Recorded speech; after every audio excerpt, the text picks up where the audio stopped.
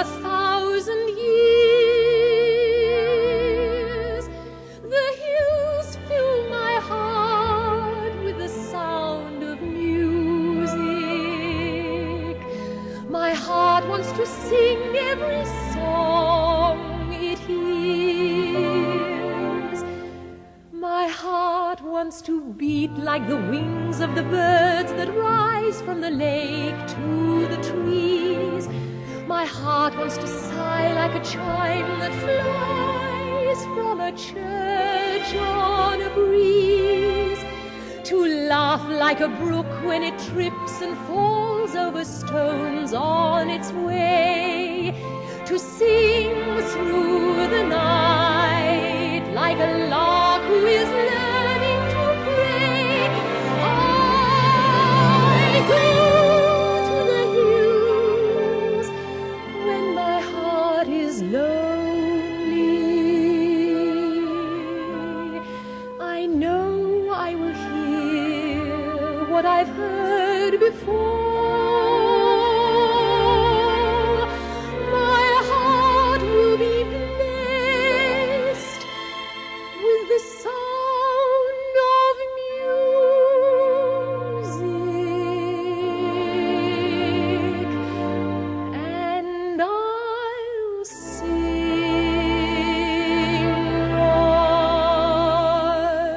once more.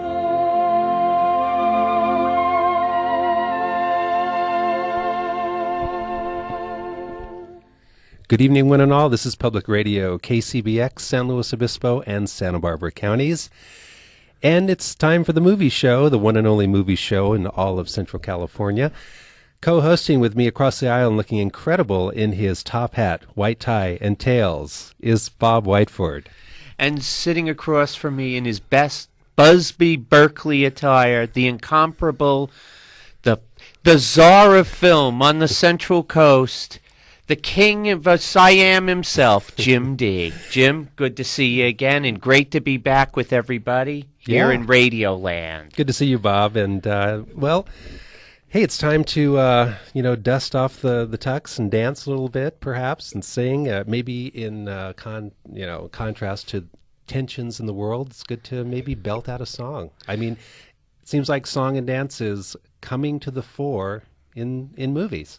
And that's the subject of tonight's show, folks. The musical, the resurgence of the musical. Last year's Moulin Rouge, this year Chicago. 12 British Academy Award nominations today for Chicago. Richard Gere, a Golden Globe. Holy smokes, talk about miracles.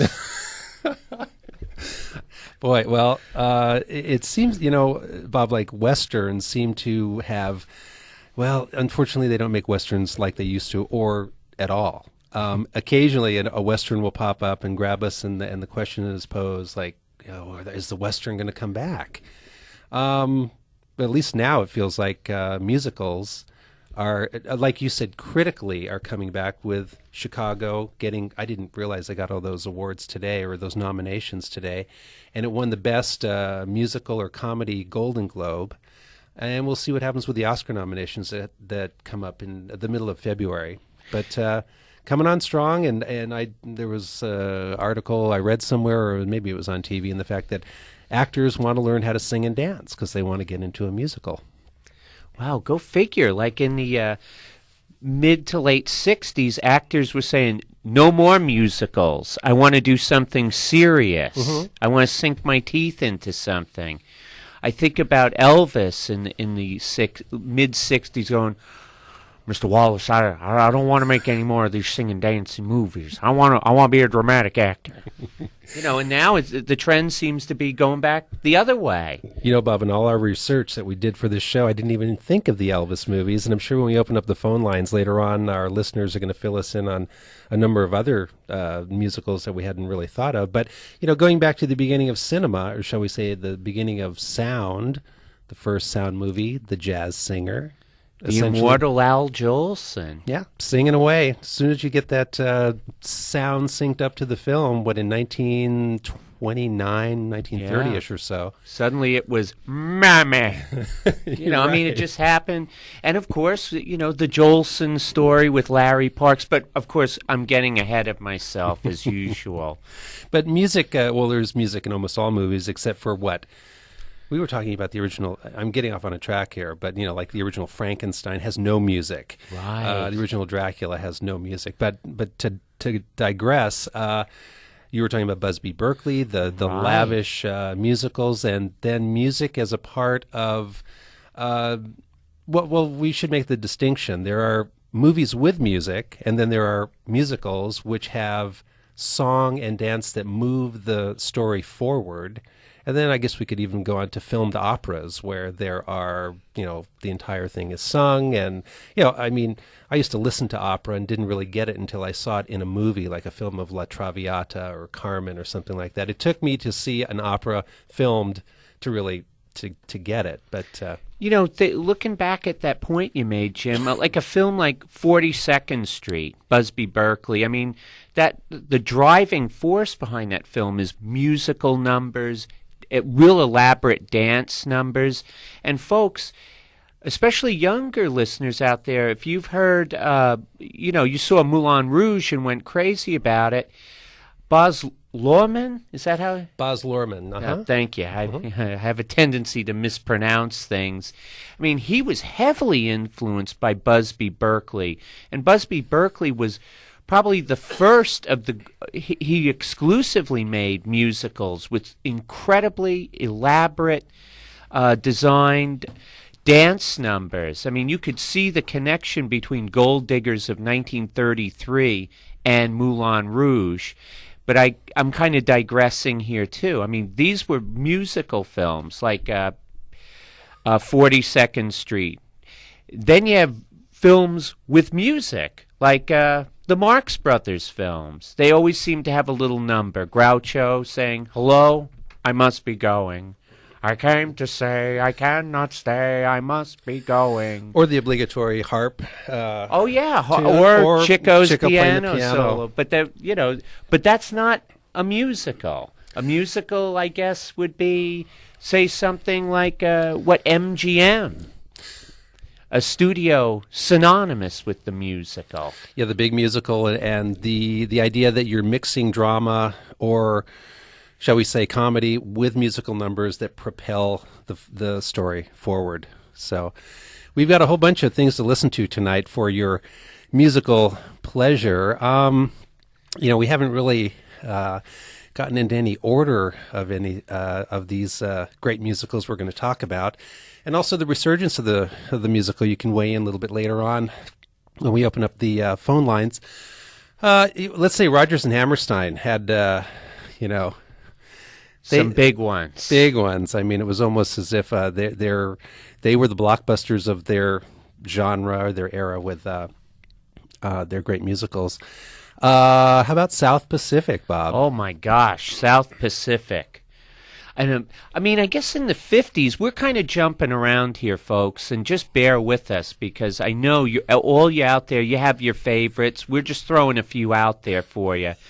In the 50s, as we've talked about before, movies were really competing against television. So the musicals of the 50s were bigger, CinemaScope, lavish and in exotic places like South Pacific and The King and I, another Rodgers and Hammerstein film. They're in CinemaScope, Technicolor, and they're big and spectacular. And probably South Pacific is a prime example of a big, powerful musical. Came from Broadway, transferred to this big screen, and it's a large film. Let's listen to a tune from South Pacific. We got sunlight on the sand, we got moonlight on the sea. We got mangoes and bananas we can pick right off a tree. We got volleyball and ping pong and a lot of dandy games. What ain't we got? We ain't got games. We get high packages from home. We get movies, we get shows, we get speeches from our skipper, And advice from Tokyo Rose. we get letters doused with perfume, we get dizzy from the smell. What don't we get? We got nothing to put on a clean white suit for. What we need is what there ain't no substitute for. There is nothing like a day, nothing in the world. There is nothing you can name that is anything like a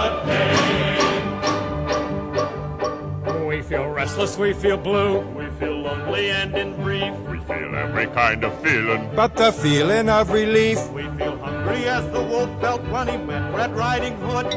What don't we feel? We don't feel good. Oh, I don't know. I feel pretty good. Oh, that's such great after stuff. listening to that tune. And, you know, last week, Bob, when we were talking about, we had the show on the Martin Luther King holiday, and we had a caller talk about Showboat, with a musical with racial issues, and there's some race issues in South Pacific. So, you know, it's interesting to dispel the idea that these musicals are all fluff. There's a lot of stuff going on. There's usually interesting plot devices. There's usually... well, we'll get more into things like West Side Story and Oh, my gosh. King and I and things like that. But you know, they don't shy away from important issues, even though you're having, you know, like you said, the Technicolor splendor of these things. Oh, and you know, let's face it, you know, Mitzi Gaynor always looking good. Oh yeah, yeah. And Ray Walston. Ray Walston. I mean, I think of him. We don't have any clips from Damn Yankees, but boy, that's one of the all-time favorites. I think he was in South Pacific as well. He's in South Pacific, and he's the devil in Damn Right. Yankees. He's Oh boy, yeah, and wasn't that a great film? Gwen Verdon, a wonderful actress in the lead there. I think Tab Hunter was in Tab that. Hunter. Oh man, Yeah, you gotta have heart. That's you gotta have heart if Tab Hunter's singing. Here's another extravaganza. I believe from the 1950s, Seven Brides for Seven Brothers has the great Howard Keel, who was here in San Luis Obispo at the San Luis Film Festival, and probably one of, you know, as we look back on it, it's a charming piece and great music and incredible song and dance, but, you know, politically incorrect to the max, you know. 1953, from the studio synonymous with the musical Metro-Goldwyn-Mayer. Big Technicolor production. And let's not forget Russ Tamblyn. Pretty solid hoofer in his own right. Very, very much at home in the musical, as we'll see later with West Side Story. Here he must be all of like 12. Oh yeah, and holding his own, not only singing but dancing, and it's a great film. How about this one? Here's music from Seven Brides for Seven Brothers.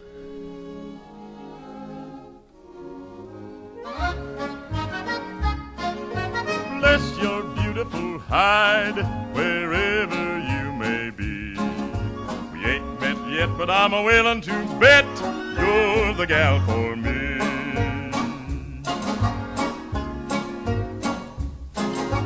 Bless your beautiful hide, you're just as good as lost. I don't know your name, but I'm mistaken my claim, lest your eyes is crossed.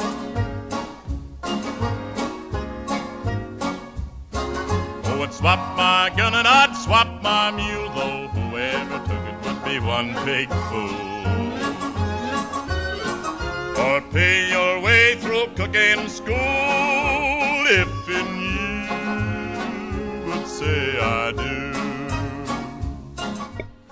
Boy, you can't get much more politically incorrect than that. But what charm and incredible stuff. Seven Brides for Seven Brothers. Let's face it, what they used to call back in the day a lusty rendition of a man bigger than life itself, the immortal King Vidor award-winning actor Howard Keel. Yeah, lusty in body, and there's seven of them.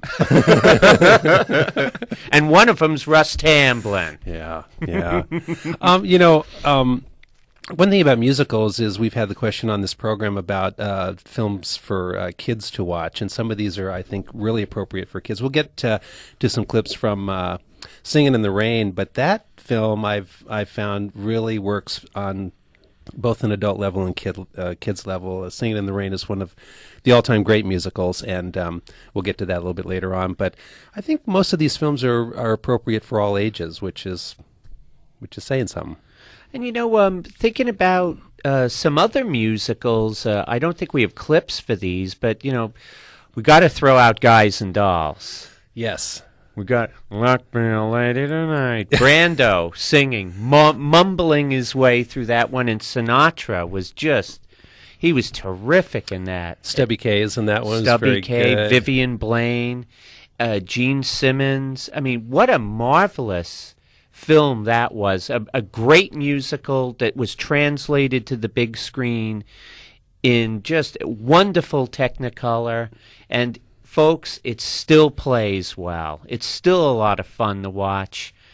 Guys and Dolls would be one of my favorites. Oh, one of my favorites too. There again, there's that friction between the guys who want to play cards or the mobster types, and then there is the Salvation Army going at odds with the big boys, and there's that conflict between good and sinning. And behind the scenes, it's like you've got the greatest singer of the day, Frank Sinatra, in my mind, the greatest singer that ever lived, and the greatest actor of his day. And you could make a case he's the greatest actor that ever lived, Marlon Brando. Sinatra, I would think, would have been a slam dunk to play Sky Masterson, but not so. And I got to say, to his credit, Brando pulls it off. He's utterly convincing. His vocal tracks are maybe not too powerful, but he doesn't embarrass himself like when he played the Japanese fellow in Tea House of the August Moon. That was embarrassing. Brando and Guys and Dolls singing and dancing, almost always in tune. And always romancing. Well, we're talking about musicals tonight on the movie program Take Two, and just because of the resurgence of interest in musicals, and Chicago winning 12 British Academy Award nominations today. Wow. Yeah, coming off 5 Golden Globes, and I'm sure there's going to be a slew of Academy Award nominations. Seems to be doing really well at the box office. Moulin Rouge, big hit last year. Mm-hmm. Or maybe it was the year before now. I can't quite remember. Hey, how about some guys who, sometimes put across a tough guy image, like Yul Brynner or Lee Marvin, and the two musicals I'm talking about are The King and I and Paint Your Wagon. Oh my gosh, folks! And Clint Eastwood also in Paint Your Wagon, singing. And they both sang. Clint Eastwood and Lee Marvin sang, and folks, Lee Marvin's song was a big hit in Europe. Oh, really? Yeah, it was. I have a friend he's from Scotland, and he told me that in Glasgow, in a lot of jukeboxes, was that Lee Marvin tune, which is pretty amazing in itself. Joshua Logan, a great filmmaker and no stranger to the musical. Paint Your Wagon was probably the last of those big 60s musicals, because unfortunately the wheels kind of fell off the wagon at that point. But it's still interesting to see Lee Marvin and Clint Eastwood singing. And then you got The King and I with Yul Brynner. I mean, we're kind of bouncing back and forth here from 1956. That was his signature role, as it turned out. And he played, I guess, on Broadway for 1,000 or so performances. Right up till when he passed away in the mid-'80s. Yeah. I mean, he was the King of Siam. Of course, we know him also as Chris the Gunfighter from The Magnificent Seven and Return of the Seven. A lot of great tough guy roles, but the King of Siam. And I think we've even got a cut from The King and I, Here we go. I'm not mistaken.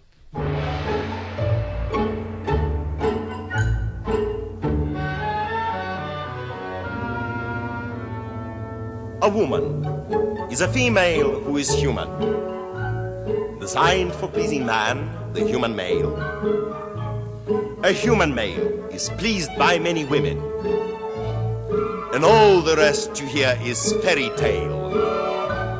Then tell me how this fairy tale began, sir. You cannot call it just a poet's trick.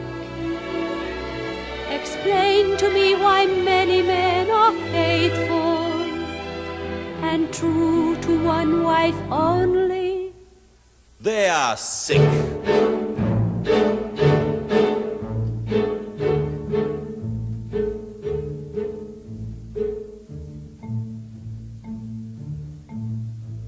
A girl must be like a blossom, with honey for just one man. A man must live like honeybee and gather all he can, to fly from blossom to blossom. A honeybee must be free, but blossom must not ever fly from bee to bee to bee. Or not to be. Well, let's hear it for polygamy, right? So, even in King and I, there are these macho things going on, I guess. In Paint Your Wagon, I believe both Lee Marvin and Clint Eastwood, weren't they married to the same woman, which was kind of... Was that Gene Sebring that was in that? Oh, I can't remember now. Gosh, I never even should have brought that up, but I bet somebody out in listener land will know. Well, there was something illicit going on in Paint Your Wagon. In fact, didn't they really concern themselves with the brothel in their town that they built? Yeah. That's right. So along here again with the fluff and the fun and the costumes and that sort of thing. I mean, there's always a little bit of edge to some of these musicals that give it a little, the sweet and the sour, so to speak.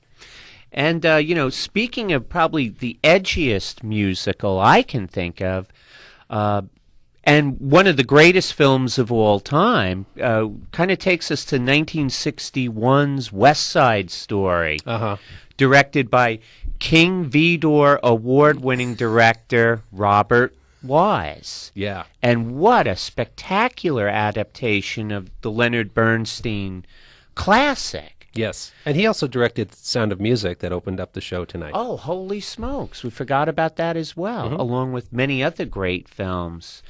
Look at this. You got Russ Tamblyn back again, singing and a-dancing.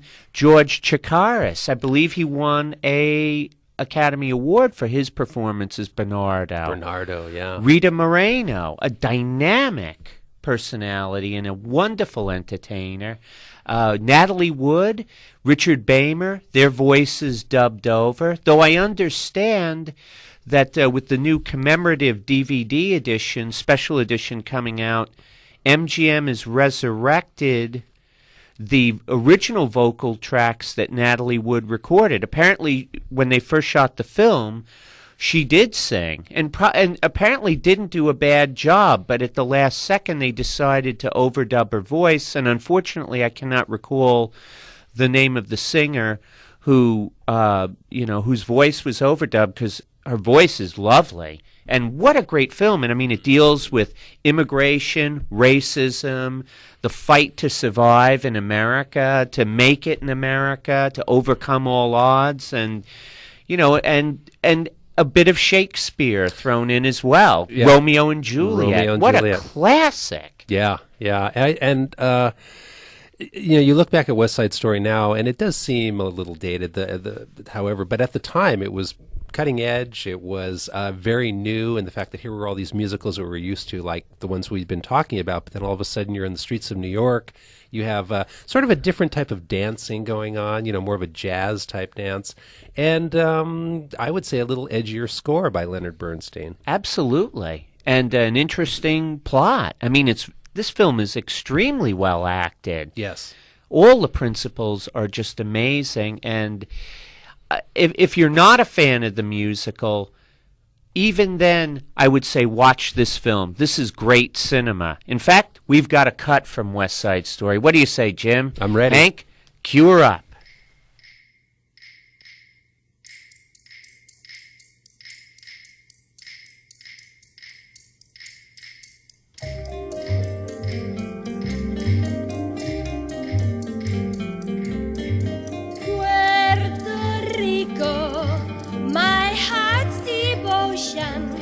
Let it sink back in the ocean.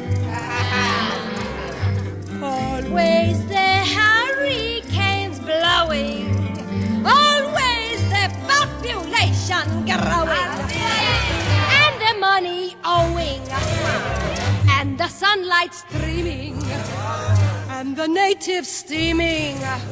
I like the island Manhattan. I know you do. Smoke on your pipe and put that in. I like to be in America. Okay, by me in America. Everything free in America. For a smoke be in America. Buying on credit is so nice. One look at us and they charge twice. I have my own washing machine. What will you have though to keep clean? Skyscrapers bloom in America. Cadillac zoom in America. Industry boom in America. 12 in a room in America. Lots of new housing with more space. Lots of doors slamming in our face. I'll get a terrace apartment. Better get rid of your accent. Life can be bright in America. If you can fight in America. Life is alright in America. If you're all white in America. Oh, we could let it go and go, but you know, Bob, it was great. Like in the lyrics to that song, I mean, it's a great song. It's got great, clever lyrics, but it cuts to the chase of what the racism that was happening. You know, things are bright in America if you can fight in America. And it's the plight of anybody. Well, not plight, but maybe the challenges of anybody who emigrates to this country and their fight to assimilate into American culture. Mm-hmm. I mean, in this case, it's about the Puerto Ricans, the Sharks, but I think it's every immigrant's tale. And in that sense, it's a brilliant piece, well done. Yes. Incredible.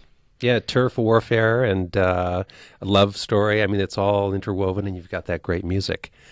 West Side Story. Great dancing, I mean, and the New York City locales, real gritty stuff. Yeah, and they really use the Technicolor camera too, with the brightness of the picture, especially. Well, in all these musicals, the colors just jump out at you, but I used very, very effectively.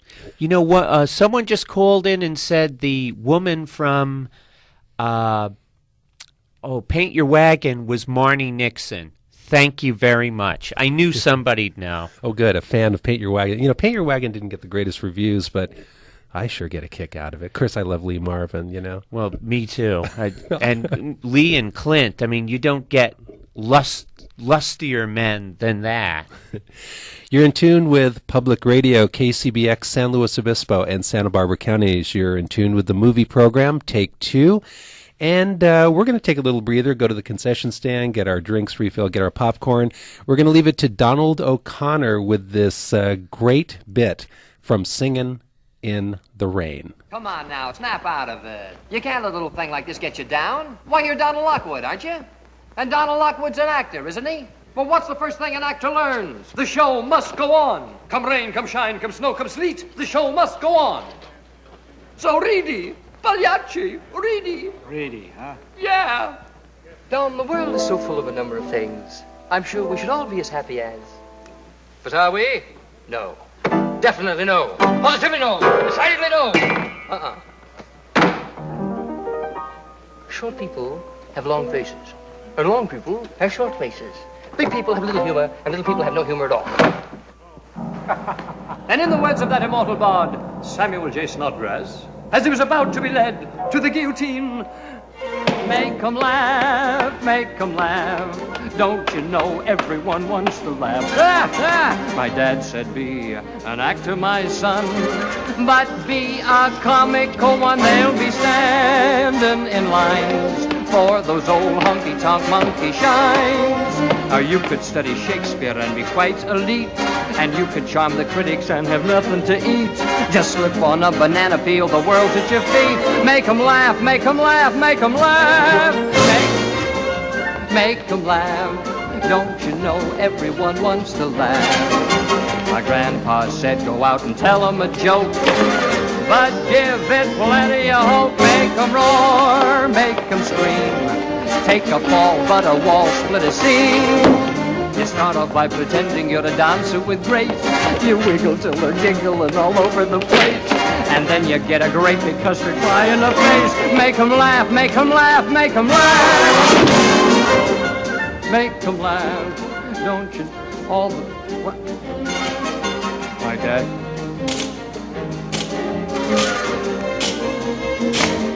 They'll be standing in lines for those old humpy-tump monkey shows.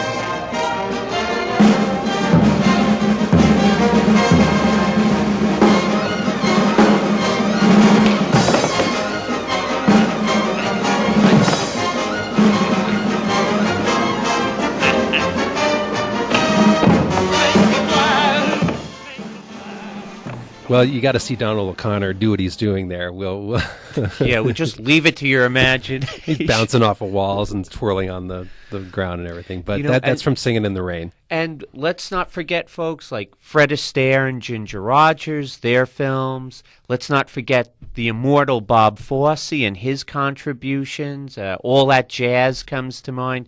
We're painting with pretty broad strokes here, folks, but you know we're opening up the phone lines now. So give us a call at 549-8855 or 1-800-549-8855. And good evening. You're on Take Two. Tell us where you're calling from and your name. Hi, this is Henry from Los Osos. Hi, Henry. Two films I'd like to mention. One is The Court Jester with Danny Kaye. Oh, good old Danny Kaye, yeah. That's right. And I always thought that somebody who could have made it now would be somebody like Steve Martin, because he's got that kind of talent. He could at least pull out his banjo. He's a great banjo player. Absolutely. He's pretty good. Well, anyway, another movie that I liked was Little Shop of Horrors, the remake of it. Now, see, I haven't seen the remake. I've only seen the original. Well, that had Steve Martin in it. And in that movie, another movie, Pennies from Heaven with Christopher Walken. Oh, yeah. Who could forget that Walken? Guy can dance. I didn't know he could dance so well, but that opened up some talents that I had not seen from Christopher Walken. I think he's one of the current actors who could do musicals, given his... You know, if we were back in the 50s, Walken would be probably a pretty fair song and dance man at MGM. I have no doubt about that. He could hold his own with all those people. Okay, there you go. Thank you for the call. Good night. Good night. Good evening. You're on Take Two. Hi.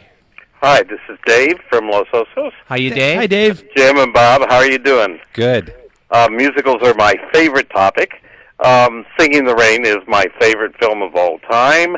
Try on the Town, which it's directed by the same people, Stanley Donen and Gene Kelly. And also, Marty Nixon didn't do the voice in Paint Your Wagon. Oh, wow. I knew the music director quite well, Roger Wagner. And at any rate, I'm not sure who did it, unless it was Gene Seberger herself. Okay, so she was the actress, is that correct? Yes, Okay, that's so I was right about that. I didn't know. But Marty did West Side Story for Natalie Wood. Oh, okay. And King and I, she did Deborah Carr's voice, which was so sad because Deborah Carr could have done it very well. Wow. And actually recorded it and did it just like Audrey Hepburn did for My Fair Lady, which Marty Nixon also Really? was the screen voice. Wow. But those ladies could have done it. They would just have done it a little simpler. Boy, the Wow. secrets behind the musicals and the voices. Wow.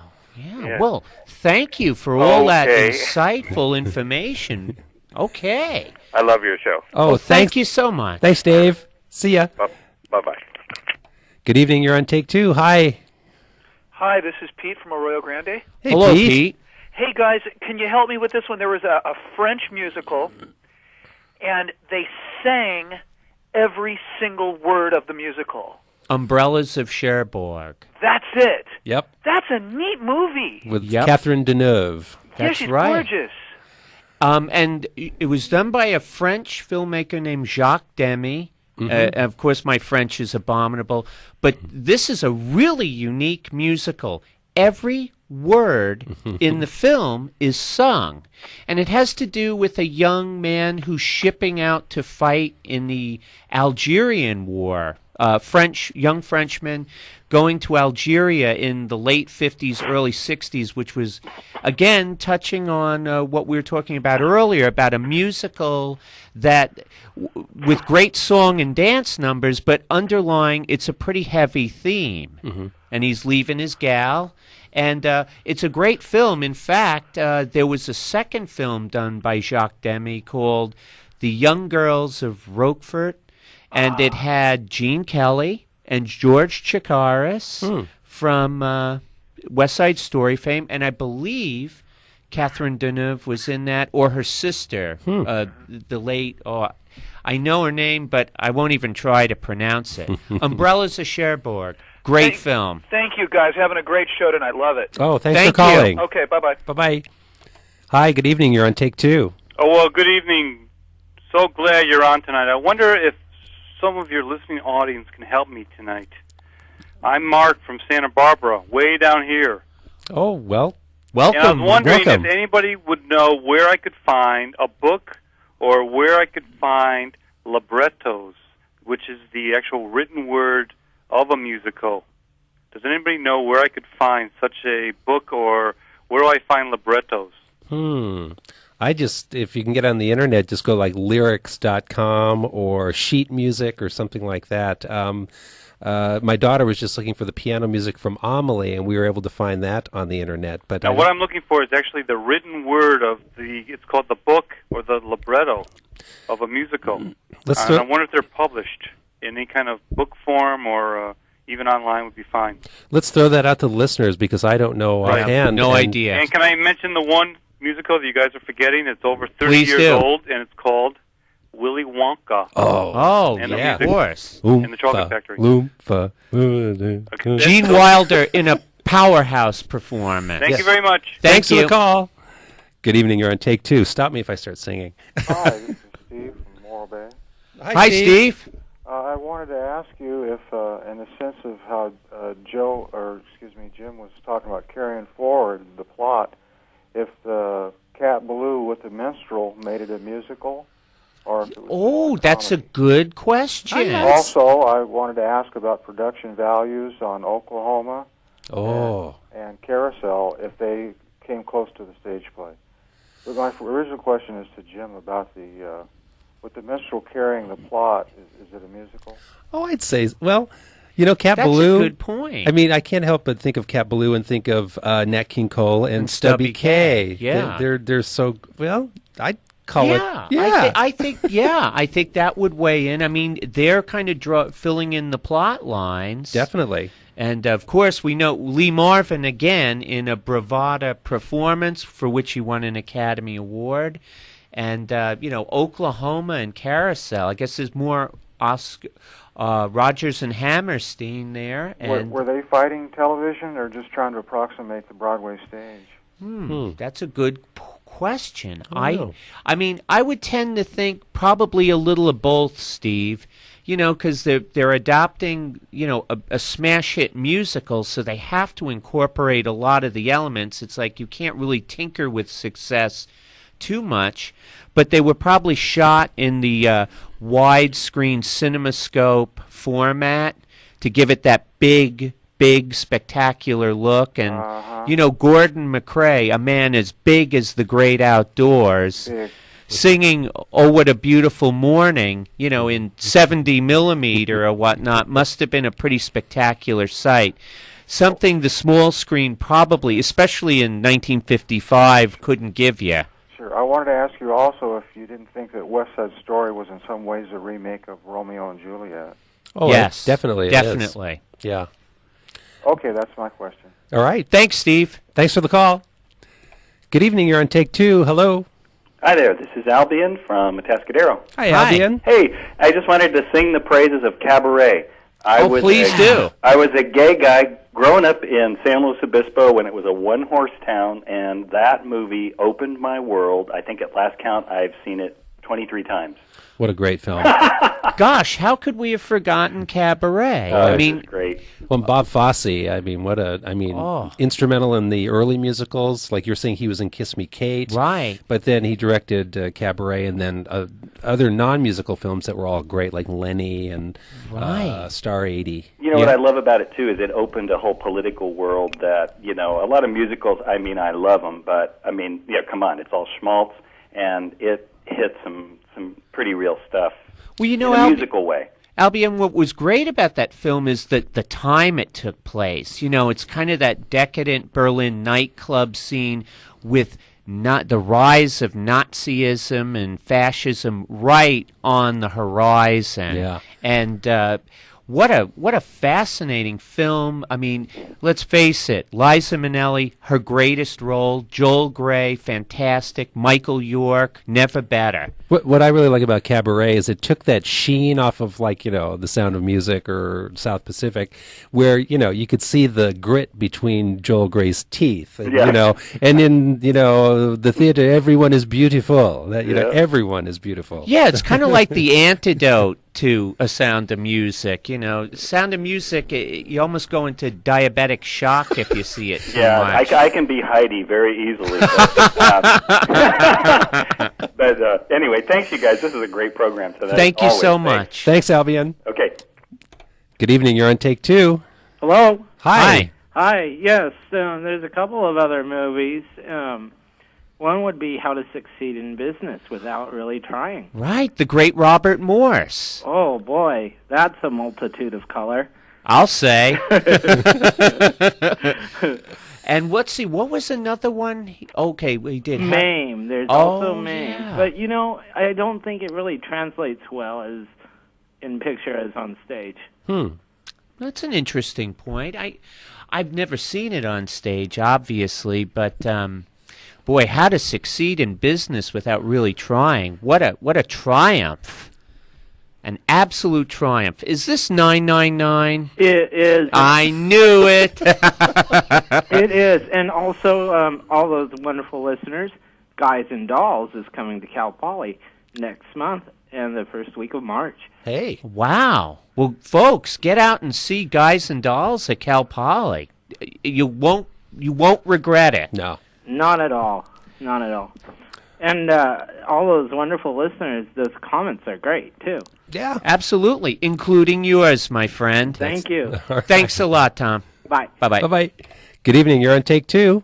Hi, this is Allison from San Luis Obispo. Hi, Allison. Hi, I just wanted to mention one, not so much for kids, but Dancer in the Dark. Dancer in the Dark. With Bjork. Oh, yeah. Came out a little while ago.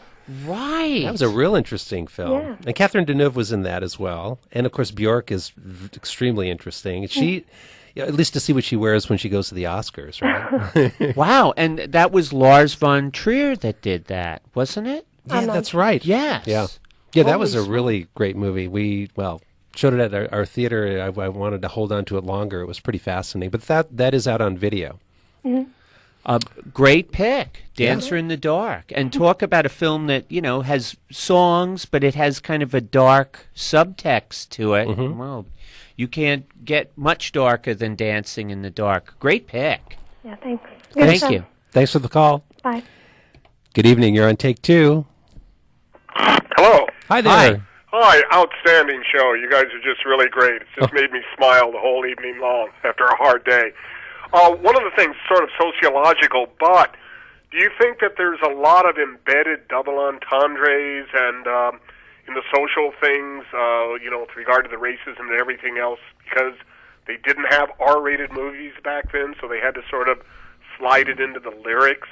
Yeah, it depends on the musical. I think, when we're listening to America from West Side Story, I mean, very cleverly and eloquently, they were talking about racism in New York City. You better get rid of your accent, that sort of thing. I'm sure if we thought a little bit, there's a lot of double entendre stuff going on in a lot of these songs. Well, Martin Scorsese had a term for filmmakers from the 40s and 50s.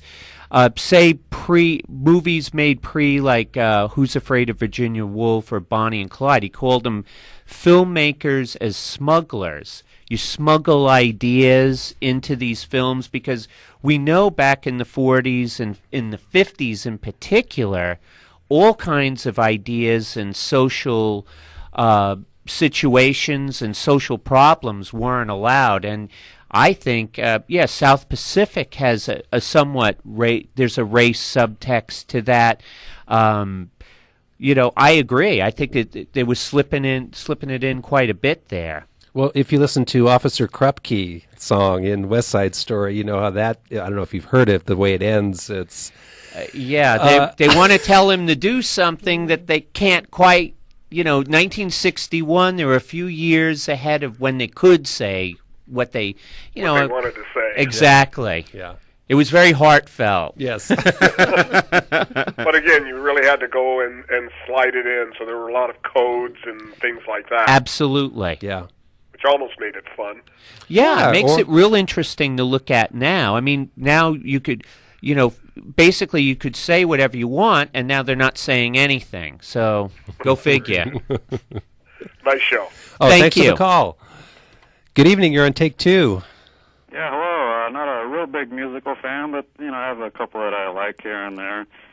But actually, I think that for me, the music actually kind of supersedes the musicals themselves, just because a lot of the music has just become such a part of our culture, and there's just so many great jazz covers of a lot of those songs from a lot of those movies that have come out over the years.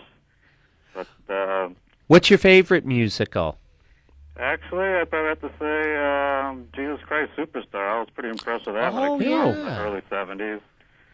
Yeah, we didn't think about the Andrew Lloyd Webber contingent of musicals. Oh, yeah. Because he's done quite a few, although I don't know how to love him. Yes, yeah. Oh, great musical. Yeah, and I guess the Godspell came out right after that to kind of cash in on the same theme. That's right, Godspell. That's right. That was made into a film. Mm-hmm. Yep. Yeah. And not to mention, I guess there was that whole genre of rock opera that came out about the same time. Oh, Tommy. And what was the other one? Listomania with... Oh, yeah. Roger Daltrey was in that one, too. Ken Russell doing the turn on both of those as a director, plus the adaptation of Hair. Yeah, exactly. That's Milos Forman. Right, yeah. and Treat Williams, before his coke habit got too out of control. Interesting film. Yeah, another one that I actually saw back then that came out was Oliver, which I thought was pretty good. Oh, yeah, Oliver. Yeah, they just keep on coming. They just keep coming. The hits keep coming here. Yep, they're all over the place. They are. That's my 2 bits. Well, thank you. All right, good night. Thanks for the Take call. care. Good evening. You're on Take Two. Hello. Hello. You're on. Is this my line? You're on the air. You're on Take Two. Okay. First of all, I came in the middle of the show, so you may have played a bit of Parapluie de Cherbourg. Did you? No, we didn't. Did you mention it? Yes, we did. Oh, okay. Some older ones that in my flaming youth in Vienna I saw, which may have been some of the first musicals, if I remember correctly, was 42nd Street. Right, yeah. Busby Berkeley. And Ziegfeld Follies. Oh, yeah. And the whole series of Fred Astaire and Ginger Rogers. Right. Yeah. What's your favorite? What's your favorite by Fred and Ginger? I'm thinking Top Hat. Top Hat. That would be probably... maybe Top Hat. Yeah. Boy, they were great. And I loved the lavish RKO production values. And I swear, I think Edward Everett Horton was in every one of those movies. Right. And later on, many years later, I worked on some this type of big production numbers with Judy Garland. I don't remember the name of the film anymore. And there was another one, and Diana Durbin. Oh, but I don't remember the names of the productions. They were not that impressive as a production, actually, to me. Ah. Did you work for Judy when she was at MGM? Yes. Ah, wow. You know, we haven't even mentioned The Wizard of Oz. Can you believe goodness. that? And Babes in Arms. I mean, there was a bunch she did with Mickey Rooney as well, right. who's a pretty good Well, song some and of dance. them were not musical. The Andy Hardy series, yeah, stuff like that. You know. Exactly. But can I ask you about something that's not a musical? Sure, we have some calls waiting, but go ahead. Okay. I'm trying to look for somebody that has The Edifice, which is an absolutely incredible piece on a social significance by Saul Bass. It's an animated, drawn cartoon for a few minutes, really. Are you familiar with it? Well, I know Saul Bass. He did a lot of opening credits, and he's done some short films, but Right. you don't know this is a very short film, The Edifice, giving the history of the world, starting with early primitive man, prehistoric man, and then all the inventions and architecture and so on through the Greek and Roman, etc. period, the wheel and so on, and finally ending up with blowing it all up with an atomic bomb. So Wow. it's an incredibly appropriate piece for today's history developing. And I wish you could find it somewhere. And it has also, I think, very, very good music. We'll have to look for that one if it's available on video or something. It is available on video somewhere in somebody that specializes on video documentaries or something. Now it's a whole piece about creativity, the video, and one of its pieces on there is The Edifice. We'll look for it. We'll look for it. We'll keep Anyway, it in mind. you have a terrific show. It's great Oh. fun, and I think you also could touch on the importance of music, or maybe you did, when it's not really a musical. Like I worked on some of the Korngold films with Errol Flynn and so on in the battles of the ships on the ocean. the Seahawk and the pie. What was I that? don't remember the names really. Captain but Blood. they Captain were Blood. wonderful, Yeah, you know, great stuff. done in miniature. with That's the somebody- way we like our battles, with miniatures. Right. We prefer Right. it that I would like way. that better. You see, when not like now when it's all digital. At that time, Right. people were standing in the water with these big legs on that kept like fishing outfits and rocking a board to make waves. Thank you, my friend. Okay, You know, I'm thank sorry you so we got. much for your show. Bye-bye. Okay, Thanks my for friend. calling. Thank you. Good evening. You're on Take Two. Hi, this is Dan from Rio Grande. Hi, Dan. And I just want I'm not a big musical fan or a Barbara Streisand fan, but I just had to mention, I think it may be Funny Girl. Funny Girl, where she's at the top of this tugboat, and just the most magnificent scene I've ever seen in a musical, I think. Like butter. It's a good It's one. Barbara. Yeah, just thought I'd like to mention that one. I'm glad you brought up Barbara Streisand. You know, Yeah, we she's- had to mention the funny girl. Yeah. All right, thanks. Thanks for the call. Bye. Good evening. You're on Take Two. Yes, I'd like to mention 3 musicals and then listen to your comments. Sure. On the Town, Little Shop of Horrors, and Porgy and Bess. Oh, no, I haven't seen Porgy and Bess. On the Town's great with Gene Kelly and Frank Sinatra, and That's a classic MGM musical. Porgy and Bess. I think that was directed by Otto Preminger. Oh. Sidney Poitier was in it. Sammy Davis Jr. I can't remember the female lead. Was it Dorothy Dandridge? Maybe. That film hasn't been seen in years. Wow. Boy. Years and years. And, of course, Little Little Shop of Horrors. I haven't seen that. At least the musical version. Good evening. You're on Take Two. Hi, this is Christy from San Luis. Hi, Christy. I've got a couple I didn't hear yet. Did anybody say The Little Prince? No. Oh. Okay. Did that have Laurence Olivier in it? I don't know if it has Laurence Olivier. It has Richard Kiley as the lead, Gene Wilder and Bob Fosse. Oh, boy. Wow. No, I haven't seen that. It has some great music in it. Wow. And then did anybody mention Rocky Horror? Hey. Oh, yeah. All right, now you're talking. And then the worst one ever is Cannibal the Musical. Oh, by our South Park friends, Trey Parker and Very company. bizarre movie. Very bizarre. I like the unrealistic red blood. That's brought to us by our friends at Lloyd Kaufman and the guys down at Trauma Films. I don't know that one at all. Oh, it's Il Classico. So, Cannibal the Musical. The Musical, okay. Right. Thanks. I love Thank it. you. Thanks. Bye-bye. Good evening, you're on Take Two. Hi, this is Christy from Oceano. Hi, Christy. Hi, there are 3 that I can't believe haven't been brought up yet. Oh, boy. One is Pal Joey. Oh! Frank. Yeah. That's the other why the is lady... High Society. Oh, yeah, Frank again. With Bing. Yeah, and Bing Crosby and Grace Kelly. Yeah, Yay. incredible.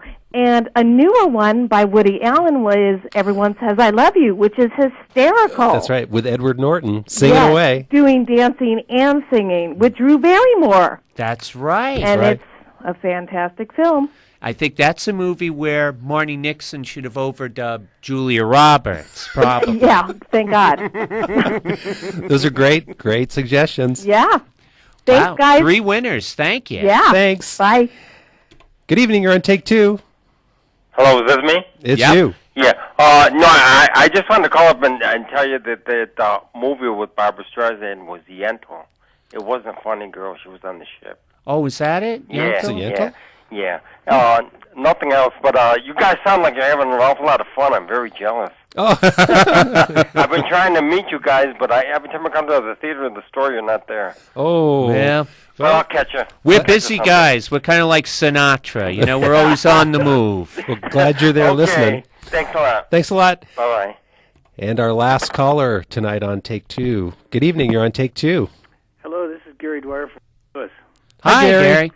And this is just a footnote to an earlier caller who was wondering about the Saul Bass short feature, and it's called Why Man Creates, and it's available in the Media Resource Center of the College of Architecture at Cal Poly. Wow. Why Man Creates. I have seen that.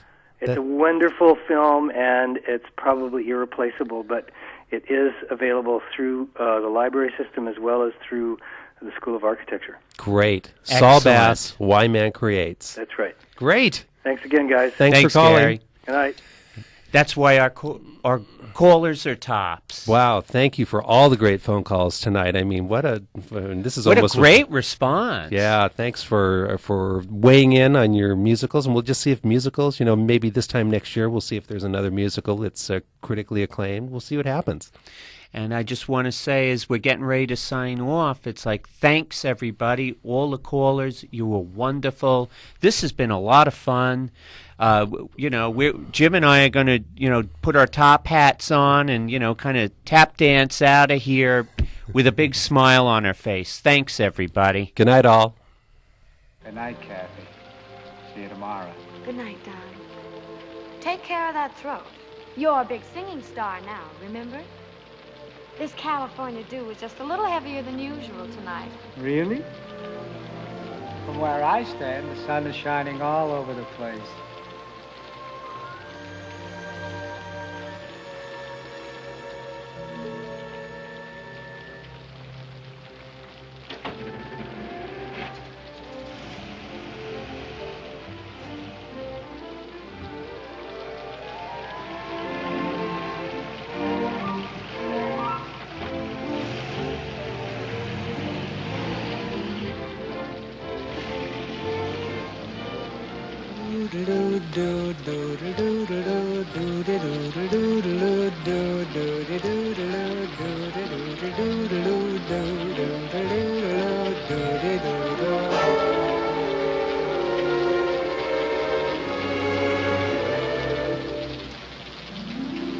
I'm singing in the rain, just singing in the rain. What a glorious feeling, I'm happy again. I'm laughing at clouds so dark up above. And the sun's in my heart and I'm ready for love. Let the stormy clouds chase everyone from the place.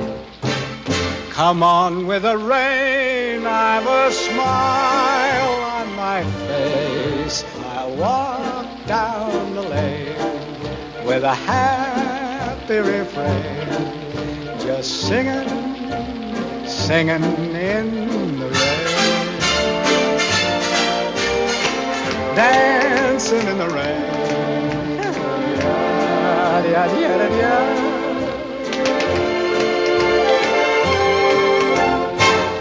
I'm happy again.